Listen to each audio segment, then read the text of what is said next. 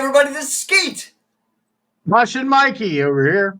Rock and Roll Roundtable.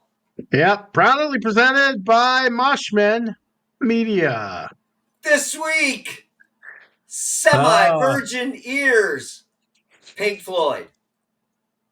yeah, Pink Floyd. Never been on my top tier of bands, but they're very popular. I heard about every popular hit you can from Pink Floyd. Liked a lot of them. I did, and uh, a ton over the years, and you always hear about the classic albums of Pink Floyd, right? You hear, of course, The Wall we've heard about, but we've heard most of The Wall, passing. But you always hear about Dark Side of the Moon. And I remember the old adage with Wizard of Oz where you started at the lion's roar and you start Wizard of Oz or Pink Floyd Dark Side of the Moon at that same time. I tried that back in the day, but I was heavily influenced at the moment. I don't even think we made it to the yellow brick road Yeah. before I was done, passed out, whatever. So I never got to sit there and listen to the entire Dark Side of the Moon album. The hits, yeah, you hear them on our local classic rock stations. You'll hear the hits once in a while. And I decided we were talking about episodes to do, and I said, well, why don't we try to do like a Virgin Ears, but not really a Virgin Ears, but you take the album, Dark Side of the Moon, and you sit down and you listen to it from start to beginning or beginning to end, all the way through, and try to experience what these people are talking about, how this album was one of the greatest albums of all time without just the hits. What are the other songs that weren't actual hits? Are they good, or what's special about the listening to the album all at once? So that was the plan this week, and that's what we called it, virgin ears, because we've heard a lot of this before, but not all in one swooping 45 minutes or hour or whatever the album is. So that's what we did, right? And I don't know, do you have a way you want to go through it, or do you want to just go track for track here? Well, Which way do you want to do? probably, uh, Mikey, I'm the same way. I've heard so much Pink Floyd through the years, and most of the Pink Floyd that they play it's all overplayed Yeah, because they usually play all the major hits from Pink Floyd. So right. you don't get a chance to deep dive on these albums when you're just listening to the radio. Yeah, and I Right? never, Yeah. and I don't go out and buy Pink Floyd on Yes, a daily. exactly. So in this day and age of streaming, it's so easy to just say, okay, well, let's get the album, put it in your playlist, and load it up, and let's listen to the whole damn thing. Right. Yeah. Do like we used to do. So yeah, that was a brilliant idea on your part for this episode. It's like, that's a good idea. I've never actually sat down and listened to, in this case, Dark Side of the Moon. And I honestly, because that inspired me, I also listened to Wish You Were Here. Yeah, I did as well. Yeah. So it's kind of like these are two albums that everybody's heard the major hits, but have you listened to the whole thing? Yeah, and you Yeah. also have to be fair, to be honest, to give a solid best review I can. I kind of had to put myself in the mindset of 1973. You know, how the world was, what people were listening to back then other than Pink Floyd, the state of the world we're in, state of music. So I tried to be as fair across the board as I could, and not just in 2025 try to grade a 1973 album on production and merits and and all this stuff. So I had to kind of transpose myself back to my 10-year-old self and say, okay, this album came out at that point 5 years before this. Which, when I first heard of Pink Floyd, was like right at the end of elementary school, Yeah. junior high. People start talking about certain albums of Pink Floyd. I never gravitated to it. Of course, The Wall came out. You couldn't avoid that. Yeah. And I had some older stoner friends that would listen to the Led Zeppelins and you know some Pink Floyd. So I kind of transposed myself back to that day and age to give it a better, a real feel time, to see if I missed it by not listening to it back then.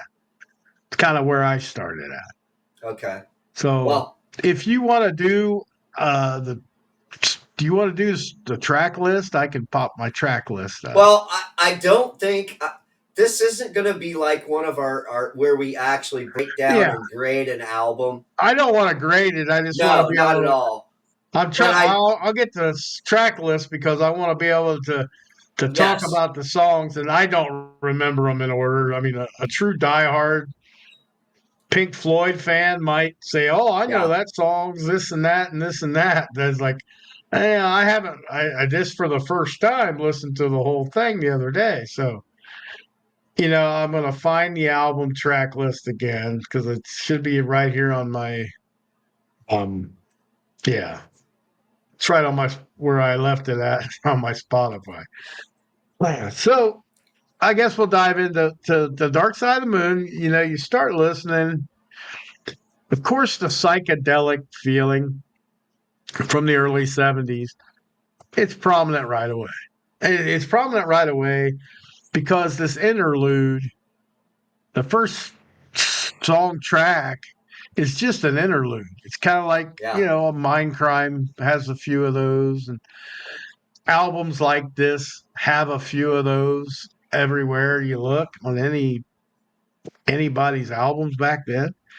But this Speak to Me was just about a minute long. I mean, it wasn't crazy over the top, but it kind of set the feeling to me like, okay, this is going to be one of those albums. And yeah. when it goes into and Breathe, I've heard Breathe a million times, Yes. and it's like it's just so slow and just so methodically. You have to really, you can't be amped up and listen to that. You can't be like ready to go out and take on the world. You have to be in a certain mindset where you're like, okay, I'm gonna relax. I'm not Yeah. gonna, you know, you have to do that. Or in my first time trying to listen to this, I was just too, I was just too pumped up at the time, and I'm like, I can't do it. I can't do it. They even got into halfway into Breathe. I was like, I can't Yeah. because I'm too amped up from what I was doing before that I sat down. So I was like, okay, you need to either do it like early in the morning or at night for me to be Okay. in the mindset. So I did. I waited till like 11 o'clock at night with this, I was getting tired, but I wasn't like off in dreamland yet to pop this on. And so Breathe's a great song. Don't get me wrong. I think it's very well put together, orchestration, all that good stuff. And it sets the tone for the album. It really does. I mean, you're kind of thinking, okay, is this album going to kick in somewhere, or is it going to stay like this? Is it going to stay? A- and the interludes are crazy because you go past Breathe and there's another interlude. It's like, okay, so every other song is an interlude now. So it's kind of like Okay, you get an interlude. And then you get to the hit. One of the biggest hits with Time. And it's like, okay, I like Time. I mean, I like the song. I always have. And I think it's a classic Pink Floyd song. It's Yeah. definitely, and it's not moving still. It's got a snail pace still by design, I'm sure, because of the time and Well, what it's known for. they're a prog It's rock basically band. known. Yeah, Yeah. it's known as a stoner album. It's known as a psychedelics where you take LSD and you listen to this shit. So okay, I'm not into LSD, so it's like I'm just trying to look at it from a musical standpoint. How good's the music? How's it put together? Time's a classic song. There's nothing wrong with Time at all, and I enjoyed listening to Time. I was like, okay, something familiar. Breathe was familiar. This is familiar. I'm like, okay, that's great. Then comes this. I don't know what the hell they were doing. I mean, I know what they were probably thinking. Give somebody a break from having to pay attention, I guess.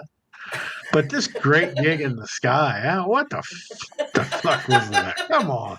So, I do mean, you, do you want me to catch up with you? Or yeah. you want You me to tell go me. back and forth? Uh, No, you can catch up to me. We're at this great gig in the sky part, so, halfway through the album. uh, Speak to Me was a fucking intro. Breathe is a fucking hit.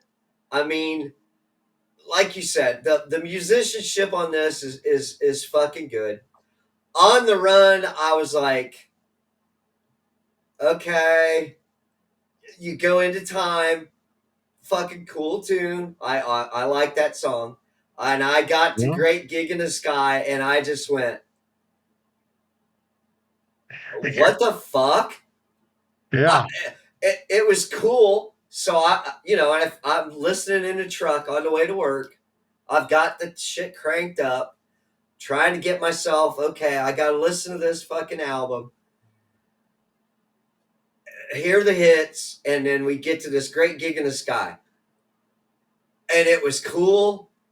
But at 4 minutes and 44 seconds of just some woman vocalizing to what they were playing, Screaming like Aretha Franklin. Yeah. it I was mean, cool. I mean, it was cool. So I see the artsy part in when they say, oh, Pink Floyd is their hard rock, prog rock, art rock. Okay, I see where you're trying to be artsy fartsy with it. I get it. But, I was kind of waiting for something in the middle of that. And it's just her. "Ah." yeah. That's where the LSD kicks in, right there. So, that has to reiterate. I was going to sum it up at the end, but I think I'm going to say it fucking now. It's no wonder people were on fucking drugs to listen to this shit. Yeah, yeah. It That's makes what fucking sense because it was. It's the target audience. It really is. I mean, and they were probably on drugs when they did it. I'm assuming because I don't know why else you think that stuff's unless you're a tactical genius, like say Brian Wilson was with the Beach Boys stuff, where he just had to have all this extra stuff be perfect, or Freddie Mercury was with Bohemian Rhapsody, where had to go over and over and make this take just to get this little part perfect in the song. yeah, Were they perfectionists like that, or were they just fucking stoned? Were they just out? It's like it I, makes you I wonder. It does. yeah, yeah, and the singer. I'm not downgrading the singer. Then Great Gig in the Sky, but it's like Yoko Ono. It was disgrading to me. Much better singer than Yoko Ono, but Oh, just she screaming was bloody murder. knocking it out of the park with the notes Yeah, she's hitting. So yeah. okay, but uh, And Yeah, I was they waiting for use her. something to grab me more than just okay, you know. If Yeah, you take and they any other def album during that time where they were had background singers, they all had this yeah, that's great the thing. fucking talent. Yeah, and she does a lot on this album. A lot more than I mean, I knew it was there, but it was in my like subconscious. I didn't realize how much they used the background singer, female background singer, until I really listened to like Great Gig in the Sky was the start of it. I'm like, I mean, okay, I know there's a lot here going on, but it's not it wasn't my bag at all, of course. But it's like, okay, they're introducing something else. It's like this is just like an extra long kind of fanatical interlude. I mean, and it goes right into money. And And money is like, I remember money as being one of the first, I guess as a younger kid, maybe one of the first where I remember a lot of sound effects in the song. With the cash yep, register and yep. all that shit going on. But like the bass line at the beginning is cool as fuck. I Yeah, mean, time you can't time not go. yeah, and it's like it's that do good bullshit, that Yeah, line and stuff. It had classic songwriting written all over it, and it's like the voice was good on this one. It wasn't so. A lot of times, Pink Floyd's vocals to me sound a little processed, like they're running through delays or reverb. He does a little bit at the beginning of this, but there's parts in it where you could just hear like his vocals yeah. without a lot of reverb or anything on it. So yeah, Money was always one of my songs that I knew it was Pink Floyd, and I'm like, oh, that's a cool song. To be honest, until I heard the album, I didn't know what album it was on. Yeah. I really didn't know which album Money was on. Was it on The Wall? Because I never listened to The Wall in entirety either. Or was it on one of these other albums, Animals or something like that? That was early. I didn't know. So then you get you get out of that and you get to the complete stoner song. I mean, it's like it's almost like Bread meets Pink Floyd, with Us and Them, and it's like, okay, that's just too much. It's so mellow, and it's like, yeah, are the vocals kind of cool? Yeah, they're just Yeah. like he's just doing singing like this. And he's like, me and you. You can tell they're fucked up, or they're appealing to people that are fucked up. Oh And shit. and you have the background vocals; they're in there, and I tried to get into a little more of what the song's about, Okay. but truthfully, I couldn't find it. I just couldn't find any significant. I'm sure there is, but I guess I was just too distracted by the swaying back and forth kind of thing. And this is where, for the first time in listening to the album, I was like, they are redundant because they're starting to sound a lot alike on other songs to Okay, me. but so here's what fucked me up. So, like you said, you got this kind of floaty theme going through most of the fucking album. Yeah. Very ethereal type fucking floaty. All right. I guess I need to Keyboard. get high as Yeah. a fucking kite to enjoy this. But since we don't do that, you know, and then you throw in money, and it's like this fucking song does not fit on this album. No, I It mean, was the out bass, of place. it's like a almost funky bass line. It's a great tune, but Yeah. why would you stick that motherfucker right in the middle? That's the only one where you're just going, dum, Well, dum, dum, you know. maybe it's to wake you up and kind of get you back on course. I don't know. And going into us and them, it's all the vocals and everything. It's a well put together song, but Yeah. and the saxophone is in Yeah, there, the so they saxophone threw was in the good. saxophone in there. That was cool. So it's not like they're not doing all this cool shit, but it's, you're right. You're just like, fucking wake me up when it's over. Yeah, yeah. You have to be in a mindset for the album. And I mean, yeah, as far as music tactician goes, the keyboards were fucking. I'm not a keyboard guy per se, but they were right on, Yeah, man. The saxophone solo in there, yeah, it was on point. The background singers, the vocals themselves, everything was good. yeah, it's a I'm not well put saying, together song, but it's but just, I feel horrible for the drummer in that shit. Oh my god, he's got to be, back there playing on it. Well, back then he couldn't even play on your phone. They didn't have cell phones. What do you do? You just got to be sitting there, and it's like he didn't do a lot on this album. I mean, really, the whole album, except money and time. He's got a little bit thing, time more, maybe more, but so us and them. It's like okay, it is what it is. It's a song. It almost makes you feel like they're talking about aliens or something. I don't know. I tried to dive into lyrics, but I'm like, I can't. It's not that. It doesn't pique my interest yeah. to even care at this point. I just want to Well, get through. and it's And, 7 and that's minutes. probably wrong. It's wrong of me because, I'm trying to give this an honest shot, but it's like, dude, it's 11:30 now. Yeah. And I'm like, I'd rather watch King of Queens than listen to this. Well, So, yeah, it's 7 it's not for minutes, everybody. 7 minutes and 49 seconds. I never, because they play this on the radio station, Yeah, uncut. They always play this from start to finish at yeah, 7 minutes and 49. That's the fucking DJ is going out and grabbing a smoke. yeah, yeah. He's stepping out and he's gonna say, "Watch this. I'm gonna put us and them on, and I'm gonna go fucking smoke." And Yeah, I mean, to me, it's hard for me to listen to many songs that I can't get the eardrums going. How you do that in Us and Them? You go,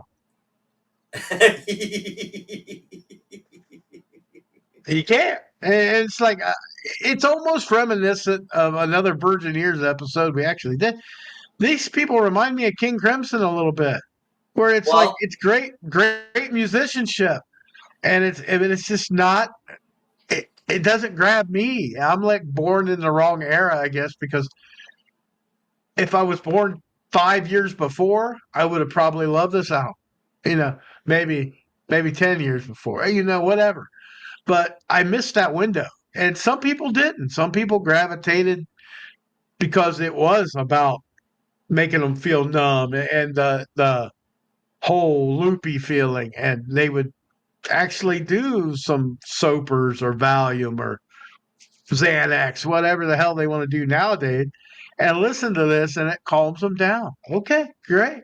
If that's your therapy, mine happens to be heavier music gets me less infuriated. Heavier music calms me down, which is, I know it's an oxymoron. But then you go into any color you like. What the hell was that? That just looked like a dud in the middle of some decent hits. It was like, this doesn't make any sense. What are we doing in here? Again, it's kind of like the Great Gig in the Sky to me. I, I I didn't even know half the titles except for the hits on this album. Yeah, I had to look them up because Uh, I knew like Us and Them. I knew that song. I didn't know that was the actual name of it yeah, until I listened to the album. But some of these interludes, yeah, I mean, you're not gonna know the names of them unless you're a Pink Floyd head because there's not nothing to them. There's just they were never hits. They're just kind of like keeping you together for the next song, just so there's not dead air. Kind of, you couldn't think of another like song with full with lyrics and meaning and composition. So you just threw a bunch of weird sounds together and a girl screaming on one, talking or whatever the hell you do. And having a flowing album like that is not a bad thing. I mean, honestly, I just had a guy I know put out an album that's one long song. It's 32 minutes long, but it's not. It's like 7 songs, but they're not. There's no stops. It goes from one song to the next to the next. Because I sang on a couple of them, and it's like, okay, I get that. I get that as more of an album because some of it was instrumental, some of it was with vocals and stuff. So it was the same kind of idea. You know, I'm not even shaming that in any way. I think that's kind of a cool to mix it up once in a while. But this one, man, because then you go to brain damage, and we all know brain damage.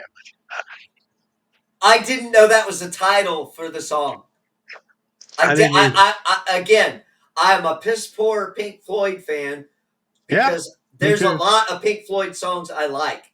There's a lot that I do like, and when you throw in all these the interludes or the fucking pieces that go before or after some of these songs, I'm like, oh, what is it? I didn't Yeah, recognize yeah, it, and then once I heard the song, I went, oh, okay, there you go. And but it was reminiscent of some of the earlier stuff, so it's all got that theme, that ongoing theme within the album. right. And I was always thinking, what is the song? There's a song on "Wish You Were Here," Well, we'll do and that. We'll do that. yeah, We'll yeah, do that. yeah, we will. But I'm just saying, there's one that I thought was on this album. Oh, okay, okay, I thought the song was on Dark Side of the Moon. I'm like, okay, it's not. And so brain damage was, well, yeah, it kind of threw me for a loop because I wasn't. I guess I wasn't expecting this one. I was expecting the other one.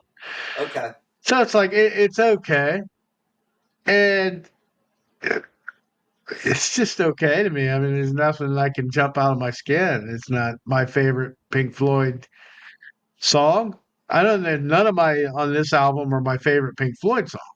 And I'm not saying because, I'm a David Gilmour guy or a Roger Waters guy or whatever. But there's a lot of songs on there that kind of set the tone for me for the rest of my Pink Floyd career. Because like there's a song I listened to a lot of Pink Floyd this week, just more than I would normally.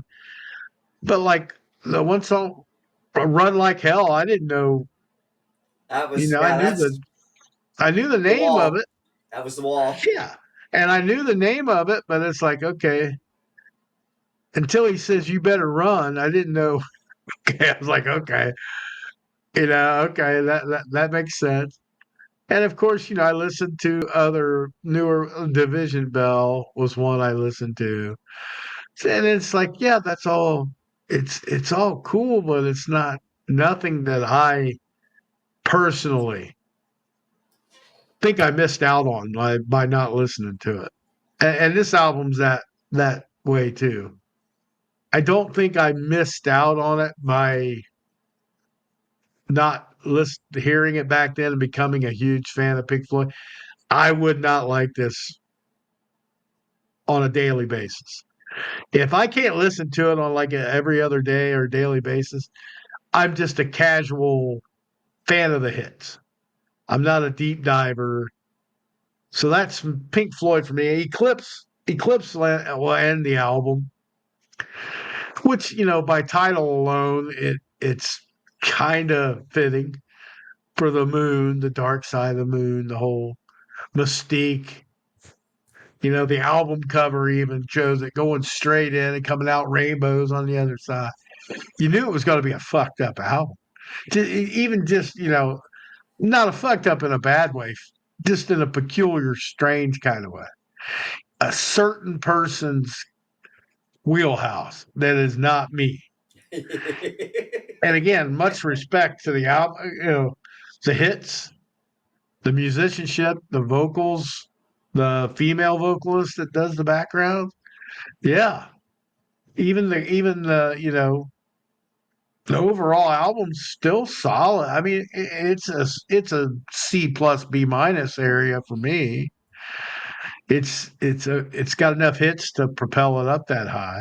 But is it greatest album of all time or belong in the top five? Hell no. Not for me.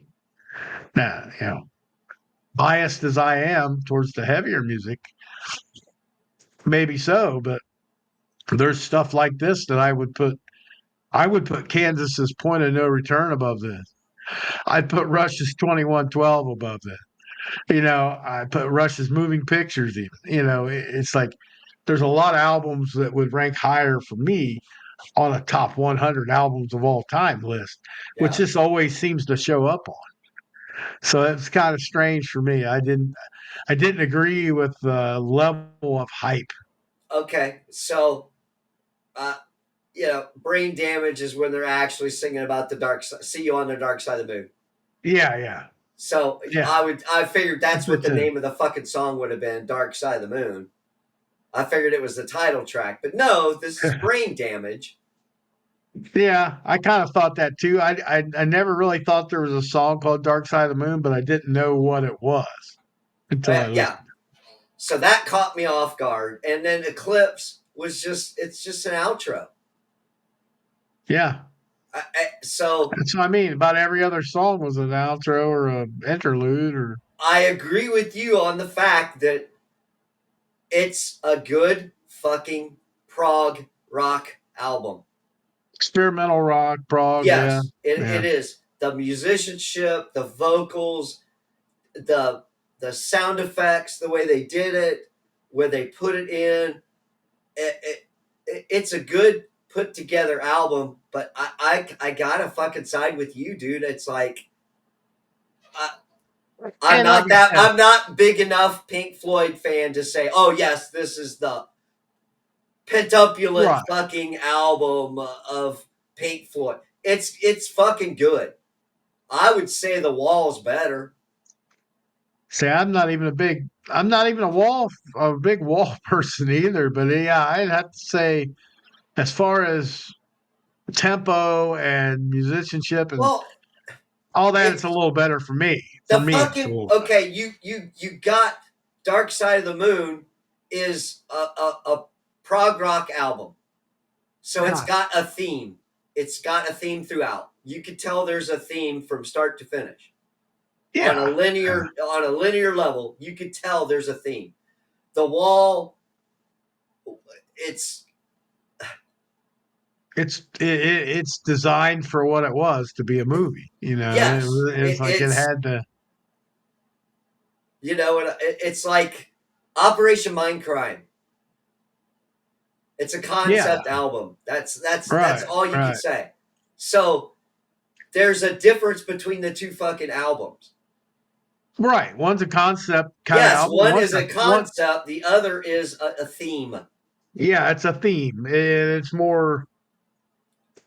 I get it. I get the theme. It's just not my thing. But it's like I tried to look at it from the most unbiased point of view I could to say, okay, I'm listening for musicianship. And I'm not never going to knock them for musicianship or Oh creativity fuck even or no, anything. no, no. But it's just like at some point you have to be honest with yourself and say, okay, it's a great album, but not great for me. It's a strong C plus B minus for me because it's not really my style, but I appreciate the album for what it is, but it's just not something that I listen to. Now, if I was my brother's age, 11 years older, maybe I would because I would have been more brought up in the late 60s, early 70s. I would have been a teenager in the early 70s like that instead of 5 years old. So would that change? Probably for me it would.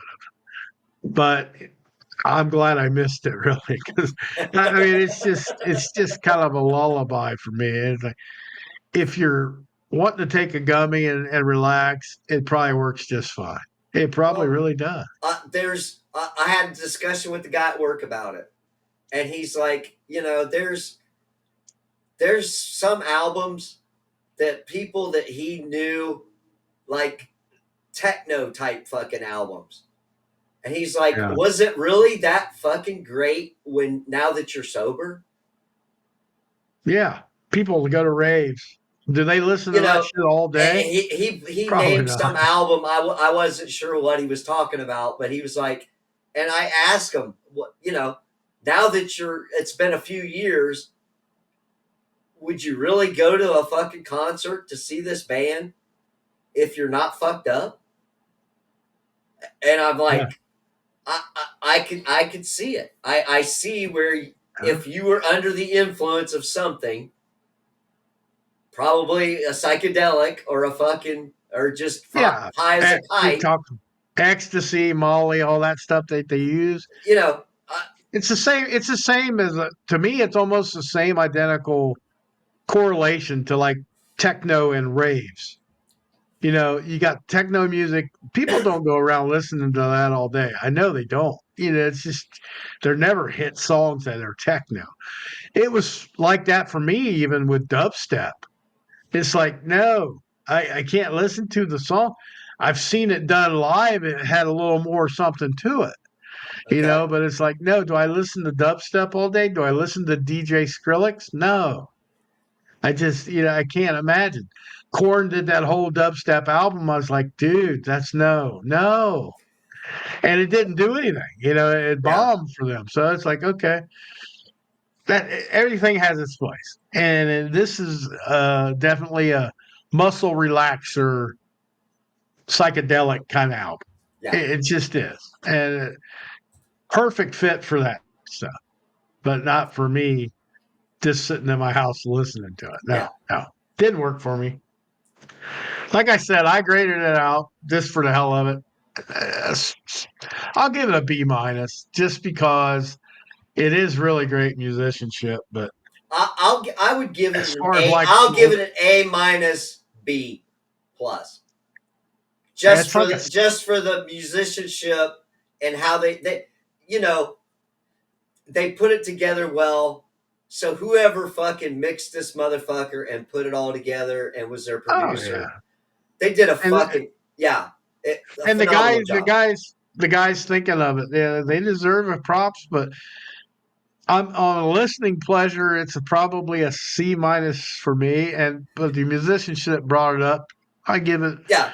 a B minus, like bottom scale B for me. So Okay. So you want yeah, to go on to our second album that yeah, we kind of yeah. I listened to this one too. It was like a couple years out. I think this was after maybe the next one after Dark Side. If I don't know. I'm just this come trying to out in guess. 75 and Dark Yeah. Side come out in 73. Okay. Yeah, that's what I thought. A couple years after. So I dive into "Wish You Were Here." I mean, I'd seen the album cover a million times, and I knew the song. And it's I was thinking, another okay, iconic fucking album cover. yeah, and I'm thinking, okay, this has to have the song "Wish You Were Here" on. That's exactly what I thought when I went to listen to this. So I get into this, and it starts out with this. I, I call it a train wreck, dude. Shine On You Crazy Diamond, and it's parts 1 through 5. Like, what the? This reminds me of Mr. Bungle kind of shit now. It's like, this is gibberish.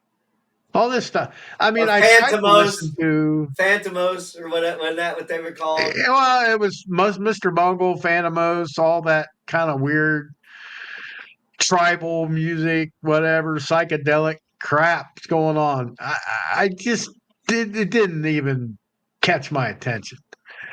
So to start the album off like that was pretty brutal because I'm like, all right, I already don't get this.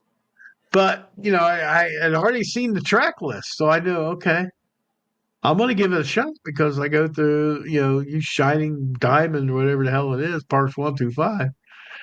We actually get down to some bones, man. Welcome to the Machine. Now, Welcome to the Machine was one that I actually thought it was on a different album again. You Yeah. know, it's like I got these. I knew they were all about the same time era, but I kind of thought Welcome to the Machine would have been on Dark Side of the Moon. Okay. So again, I was baffled by that, and I'm like, okay, I like Welcome to the Machine, but then again, I guess I didn't know how much I knew, but I didn't really fathom it. I guess how much backing vocals they have, and the keyboards, a shit ton more than I kind of thought. Because I remember The Wall was like the first time I really listened to any amount of Pink Floyd. So it was more rockability in that than Yeah. there is in like Welcome to the Machine. And you get into the Division Bell stuff, there's a lot more rockability. So going back and listening to this, it's like, okay, this is more like King Crimson, Mr. Bungle, Phantomos, kind of weird shit, you know, uh, that I wouldn't be into. But Yeah. I'm trying to make it through. Welcome to the Machine, I knew enough that I liked that song, even though it's got weird sound effects, blah, blah, blah. So, okay. Have a Cigar is next. And that's probably, I'd say that's one of their most recognizable songs, at least back from then. Because, Early. the whole thing with which one's pink. Yeah. And by the way, which one's pink? Oh, that's the one I remember a lot from my childhood. I remember that song out of nowhere. And it's like, okay, very, very good song. I mean, always been a classic for me. Even with that, there's still you know, the wavelength kind of sounds and going on in there. But it's a little bit more, I don't want to say upbeat, but a little more sensible for me. Yeah. Not just a bunch of noise. There's actually a structure to the song. And you can't go wrong with Wish You Were Here. I mean, what Wish You Were Here is one of the best songs ever. I give that to him. And I've heard people cover it and heavier bands cover that song.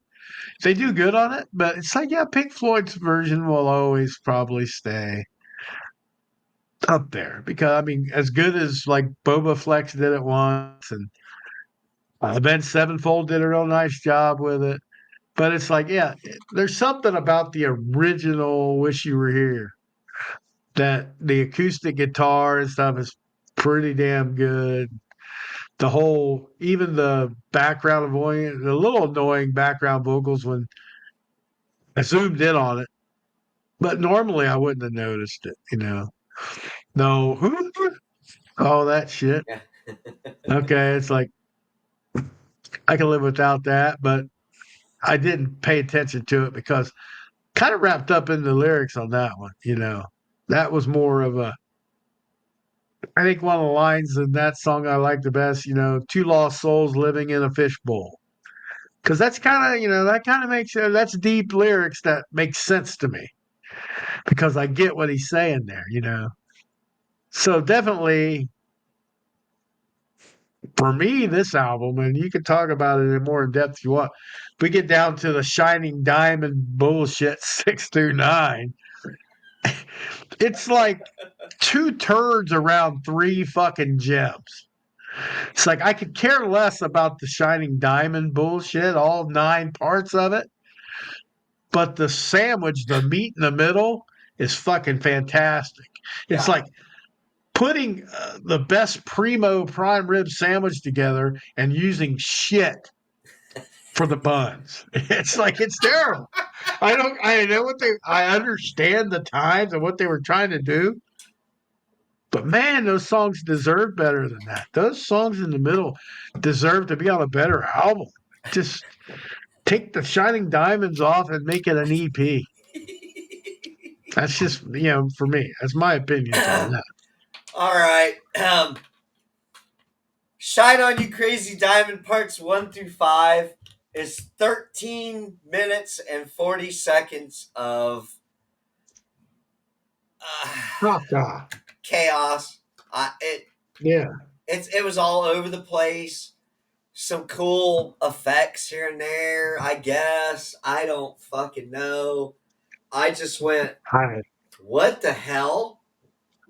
Because that was the that's what I did. first time I looked at the album and the tracks, and I just went, this motherfucker is 13 minutes long. Yeah. Over 13 and a half minutes of Shine On You Crazy Diamond. And he said it like once or twice in that whole fucking time. Yeah. I was lost. So, okay, you warmed me up to Welcome to the Machine, and the fucking keyboards is it. The only thing close to it that I would say is it's definitely a 70s keyboard sound, Yeah. because you could hear that shit in Sticks. The Yeah. same, the keyboard sound. So it was probably like a fucking Moog or a Hammond or something like that they used on this fucker, because it sounds so much like other 70s songs. Oh yeah. Even some of their other technical techno stuff, like just a one hit wonder guy. I remember Billy Thorpe with Children of the Sun. Okay, It so yes, reminds me a lot of that kind of stuff. And it's like, yeah, that song ends up being pretty cool though. It's like yeah, Alan Parsons Project would do weird shit like that. And they had good songs. Manfred Mann had that kind of stuff. So it's not that, yeah, it's just like I just thought they should have used, they could have used a little more substance in those. It's like I didn't understand the 13-minute well, jumbled mess. so Yeah, I'm past that. I'm past that. I'm on to Welcome the Machine, and like I yeah, said, that's one too. I heard I heard the keyboard, and it's fucking amazing that this was 1975, and Hmm. in the fucking in 70, 70, 69, 70, 71, 72 was the Doors, and that was such an old school 60s sound Yeah, in yeah, the 70s, and then the keyboards sound like all the keyboards that are on any 70s albums after like 72. You get this fucking sound, which is yeah. cool, but it dates it. Yeah. You When know what you I'm get, saying? like you said, with Styx, Grand Illusion, Yeah. and then Boston, of course. Boston had the keyboard heavy And sound in if '76. you listen to it, it's they had to been using the same keyboards because of the technology at the time. So you get Yeah, this big leap, and I love the fucking Doors, but that fucking organ shit. After yeah, a while, I'm like, all right, I get it now. Can we, can we pop the guitar up a little bit for the yeah, Doors? And then you go to this, and it changes the sound up, and it's like, it was a big improvement for me for keyboards. yeah, yeah. I liked Pink Floyd's keyboard sound a lot Yes, better than most people's. and you associate it with Pink Floyd or Styx, or you associate it with those bands that utilized it. And it Yeah, was yeah, cool to add it. It really was. Get to Have a Cigar, a fucking great tune. I mean, it talks about the fucking music industry. It's got some substance to it. Welcome to the Machine yeah, is kind of the same fucking deal. You get yeah, that feel that you're in the machine, or you're just like you're working. So again, like you said, you got this kind of crazy beginning that's all over the place, and then you go to wham, welcome machine, bam, have a cigar, and then wish you were here is a great fucking tune. yeah. And and I guess I kind of sort of forgot about the use of sound effects they do. They do sound effects Yeah, in about every song, and it's like I knew it was there, but it was subconscious more than when I sat down and had to listen to it, on trying purpose. to listen to a bunch of Pink Floyd in a row, Yeah, not just yeah. hearing it on the radio or the past. So yeah, but I mean, neither one of those are my favorite Pink Floyd album, but they're both, like I said, I just the beginning and the end of the "Wish You Were Here" was like didn't make any sense to me personally. So But the three songs in the middle, kind of, you know, the back yeah, half the back half of "Shine On You Crazy Diamond" had more lyrics yeah, than the true, front half. true. So I think I'd heard them play that on local radio station, the They classic probably rock have. station. Yeah. So I It's have just heard it. I think they cut it off at a certain point. by part six of that. To be honest, I mean, I heard it. I played it through the end, but I was checked out. I had checked out by then. It's like I'm just sick. I'm tired of this. It's like I guess if you're really into psychedelic music, that's prog and on, you would love it. You'd be Yeah. chomping at the bit. But I'm more of a meat and potatoes kind of music person. I want slapped in the face if I want to Yeah. listen to something. Or at least, tickle me. Give me a giddy. This is this like somberness, but well executed somberness. It's like it's definitely got its place for a lot of people, Yeah. and a lot of those songs have their place. And for me, Okay. I So I, how do you I grade this? How do you grade this one? rank, I don't. It's probably it's gotta be a B, a strong, just normal B, because those three songs in the middle are just three of the ones I really like. So Yeah. comparable with Dark Side of the Moon. I mean, they're about the same, but I think this one, Gives it the edge. just having those three hits back to back to back, kind of, and Have a Cigar and Wish You Were Here are two of the more popular ones for me. So I nudge it above Dark Side of the Moon, but Not much. not much. Yeah, not much. I'm kind of even. I'm kind of even on Yeah, this. I mean, yeah. I'm kind of. the fucking the musicianship on it. Pink Floyd was they were good. They were fucking good. Yeah, they're There's no excellent. question about it. So I'm not dogging Pink Floyd as a band, but Oh I, no, no, I I wouldn't think do. the a comprehensive collection of all the best of Pink Floyd knocks would knock everything out of the park. It Yeah, would. But some yeah, of the no, albums, the way, yeah, it's kind of the "Shine On You Crazy Diamond" on either end was kind of. I'm like, eh, yeah. I eh. just didn't dig it. I just couldn't get into it. It was like, I don't know. I had a more of a. It's more of a tug of war now between the Roger Waters era, Sid Barrett era, whatever you want to call it, back in the day, and the David Gilmour era than I thought, because I was always David Gilmour era guy, Okay, because I liked, the album. I always forget the name of it, so I did write it down here. Momentary Lapse of Reason album. I that's a love that good album. fucking song.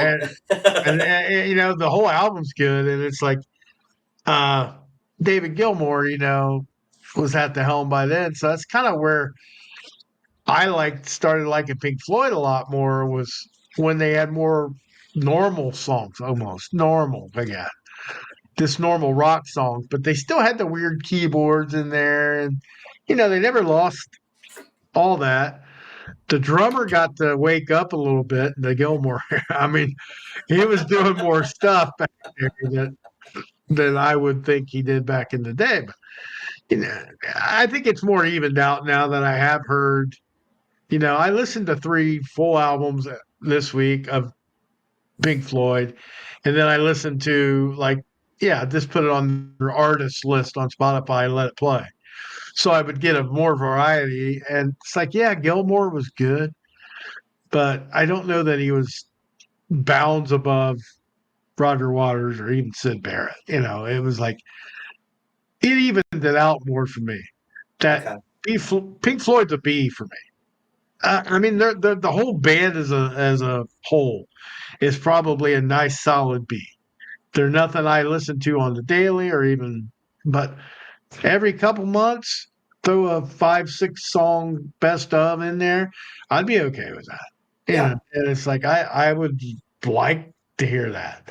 And Well, I probably can listen to more of it and give it more of a shot. But those two, like I said, they're just mid for me. They're just I don't see the hype from definitely from Dark Side of the Moon. I okay. don't see how it's. So it's to me, I get the feeling that you got a lot of boomer love for That's this true. shit. Oh, I So bet. Yeah. so you know, fucking Rolling Stone is Rolling Stone. Rolling Stone magazine is the Yeah. same Yeah. boomer fucking attitude. Yeah.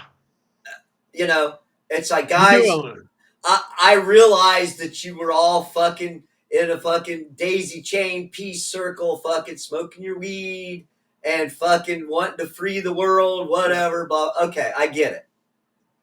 But let's look at it sober and say, was it really that good? Yeah, it was good, but the fucking albums as a whole, and you break it down, it's like there's some stuff on there that's you just go, there's eh, filler. There's yeah, plenty of it's filler. filler. Yeah. But Eh, they went for a mood or a theme or Pink a Floyd. I mean, concept. Rolling Stone for me is one of the worst people at producing lists. There's two that I watch these shows these people go through, and the dad's a record store owner, right? And the kid always tries to get him to guess the top this list. Okay, And every time and they're from England, but the dad, every time they say it's from Rolling Stone, he's like, oh God. And he's a boomer himself. I mean, he's our age. He's not quite a boomer, but he's like, this is gonna be a travesty because, and they're into like all the English alternative, the well, Smiths and Morrissey.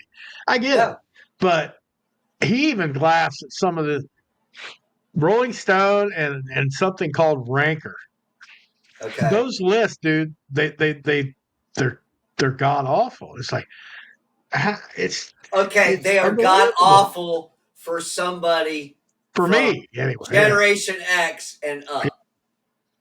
yeah, So yeah. It depends on who does the list and who they pull. I get it. It's like it's not for everybody. Just like Pink Floyd, people that are our older brother or our uncle or our dad's age would have been my dad would have been way too old. But people that are, say, my uncle that's 20 years older than me probably loves this shit because, he would have been 18, 20 years old when this stuff was out. I was 5. And I was all about rock music, not psychedelic stuff. It's just how I progressed in life. Nothing wrong with either one. Yeah, it's like I give it its due for what it is, but top 10 album of all time? No, no, I can't get there. I can't get there on it. So I that's just me. maybe the top. It's in the top 50 for It's a top. sure. It's It's a top 50 for sure. Top top one, 10. top 100 for absolute certain for me. Top 50 would be pushing it for me, but like again, you got different rankings for different people. Now, Well, what we just had this with the guitarist. yeah, There's going to be a couple of my top 5 choices. People are going to go, what the fuck are you smoking, dude? well, Oh, and that's it's because we're in a different time period. yeah, And eventually here in another 10, 15 years, they're going to look at us and be like, I can't believe you still listen to this 80s shit. Oh my God. yeah, yeah, It's like, well, it takes you back to that time period. So it's Yeah. not like this music has no value. Well, I'm not saying that at all, but it's very period piece. Yeah. It's for And it's that weird. fucking era. And my dad and mom listened to the Beatles and shit like that at grassroots. And you know what I'm saying? Three Dog Night. That's the type of shit they listened to. And that was around the same era. Some Yeah. of it earlier, but you know, but it's completely fucking different. So it's almost like a niche thing. It's like falls in this one category of people that got stoned and wanted to trip out to this fucking music. Yeah. Yeah. And that's what That it is was true. built for. And I think every generation has their decade or whatever of music. The 50s hang on for a long time. I don't know too many people that listen to 50s music now. So I think that's kind of the boomers. It's still people hanging on to the late 60s, though. Not so much Yes. the early 60s like the Beatles, but more the late 60s like the Hendrix and Jefferson Airplane and Janis Joplin and stuff. They're hanging on to that. But it will soon too be mostly gone. So what's next? The 70s, this kind of music. It's still there right now, but 20 years from now, will it? You know, Yeah, I it's you don't weird know how how it's gonna go. music evolution goes. It's like, yeah, the 80s. I don't know that the 80s will ever disappear. It's one of those decades, you know. And these guys, as weird as we think they are, the people that love Pink Floyd are going to say their music's transcend time. It's going to be there Yeah. forever. Well, And it probably will. I mean, they still get this songs played off Dark Side of the Moon, which is 51 years old. It still gets played on rock radio every day. So, well, yeah, will it transcend time? wish you were here is Sure. 50. It's Yeah. 50. Yeah. And then, I mean, in 52 years, Dark Side of the Moon is still in top list everywhere. It's Relevant. Yeah, it's still, relevant. yeah. And it's like, so it will transcend time. It'll be like side one of Led Zeppelin 4, Okay, or well, whatever they say in the the movie. only point Side I'm going to two. bring up to you is, do you still remember all those 50 songs? I remember a good share of them for me. And so I mean, I don't think it's just people don't listen to them No, adamantly, right? yes. And Yes. you can't hardly get a Buddy Holly tribute band, even in the old folks' homes, wouldn't go as well as it did 10 years ago. Yeah. But you could get the Beatles. The Beatles still have Christ. They still have tribute bands selling out 6,000 seat venue, Yeah. and it's like people still go. And then sometimes you get young generations that find that shit and go, "Oh my god, it's great!" Like I can't remember when my daughters saw, I don't know, some movie that came out with the Beatles music in it, and they were like, "This is the Beatles! Oh my god, we love this!" And when Yesterday came out, and that movie, I listened to a lot of songs. I was like, "Damn, they were good, man! The Yeah, they Beatles were were good. freaking good." Yeah. It's like, and just speaking of the Beatles, because with the semi-virgin years, I think the Beatles would be a good one to do in the future. Pick an album that we don't know of the Beatles, but it's a reputation. Revolver would be great. Revolver is one I've heard about. Revolver being the greatest album of all time. Rocka. Yeah. I've never heard the album. Never heard it.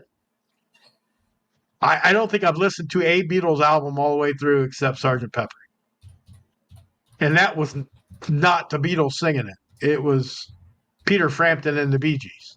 So That's what I you was know, saying. We no, can't no. do that one. So Revolver and maybe like a Strawberry Fields or something, and listen to a couple of those albums and see what we come up with that. And I think that would be a good every month or two we do this Virgin Years stuff to keep some of that stuff alive. It's like Yeah. the Beatles very probably underrated. In our age. they're overrated back in the day, but they're probably underrated now. Okay, So hold on a minute. Hold on a minute. Uh, there's one, two, three, four, five, six. There's 6 fucking songs on Revolver that I have heard quite a okay, bit. maybe there's more. Maybe I didn't know what Revolver had on it. To tell you the truth, I never looked it up. So I called it up. Here, hold on a second. We'll just do this real quick. We'll just do this real quick. We just have to pick a couple more albums then, because we're going to hear Yeah. most of the songs. I would say there's not going to be a whole lot of albums that we haven't heard a bunch of the Beatles songs on. So I let's can't see go. it, but I mean, yeah. All right, hold on a minute. I grabbed the fucking wrong one. Oh, But yeah, I want you to see it. There we go. There we go. Okay. but And there we go. Revolver. Eleanor Rigby, I know. Love You Do. Uh, Here, There, and Everywhere, I don't know. Yellow Submarine, I do. Tax man. She's, yeah, I'm looking. I'm like, Good Day Sunshine, I know. Yellow So Submarine. I'm like six out of 11. Yeah, I do know. That's what I'm saying. Yeah. Got to get you But, into my life. yeah. But I also knew a lot on Pink Floyd too. So, but we could also, pick a couple more albums of the Beatles that we don't have Well, we might never have heard to of. do that. We might have to pick a couple and we'll do that. Or anybody that's back in them days. I don't care. There's a lot of albums I've never heard in their entirety by bands that were major bands like the Beatles, the Doors, all that stuff. There's albums I've never sat down and listened to a whole album of. So yeah, we'll think of something for the future. Yeah. Well,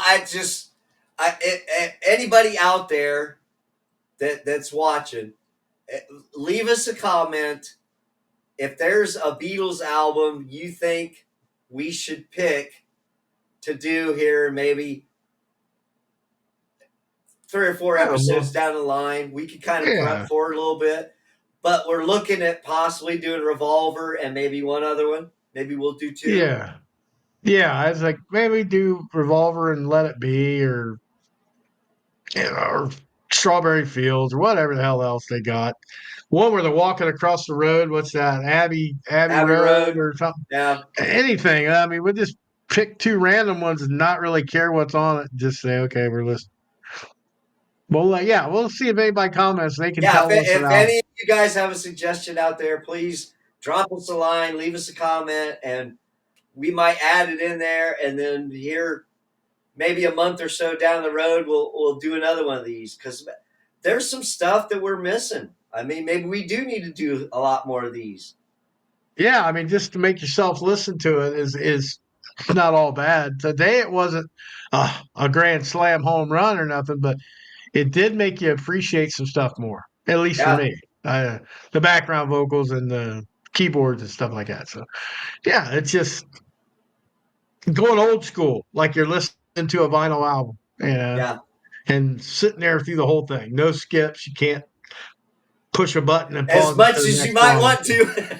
Yeah, yeah. As much as you might want to say, I don't care about your shiny ass diamonds, but it's like, yeah, it's different. Oh, shit. Well, Mikey, you think we ought to wrap her up for the week? Yeah, I think so. I think I had enough Pink Floyd talk for probably quite part of my lifetime. So yeah. I did squeak in the wall. I did listen to a little bit of the wall. I listened to a little bit, whatever A it little bit popped up of it. on the playlist. Yeah, I was more the 3 albums I listened to, and then Yeah. Division Bell. Yeah, all Newer good. Floyd. Music's music. You're gonna have A plus. You're gonna have solid B's. So B's and B minuses. yeah, that's the way it is. All right, this is Skeet.